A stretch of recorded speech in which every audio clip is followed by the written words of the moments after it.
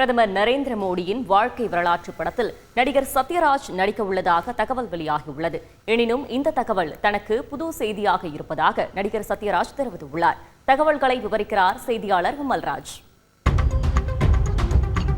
பிரதமர் நரேந்திர மோடியின் வாழ்க்கை வரலாற்றை மையப்படுத்தி PM நரேந்திர மோடி என்ற தலைப்பில் பாலிவுட்டில் ஏற்கனவே ஒரு படம் வெளியாகி இருந்தது.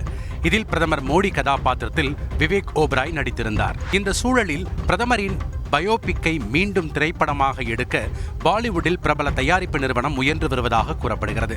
குறிப்பாக பிரதமர் மோடி கதாபாத்திரத்தில் சத்யராஜ் நடிக்க ஒப்பந்தம் மேற்கொள்ளப்பட்டதாக சமூக வலைதளங்களில் தகவல் பரவி வருகிறது. பெரியாரின் திராவிட சித்தாந்த கொள்கையை கடைபிடிப்பவராக தன்னை அடையாளப்படுத்தி வரும் சத்யராஜ் பெரியாராகவே நடித்த படம் அவரது திரைப்பயணத்தில் மைல்கல்.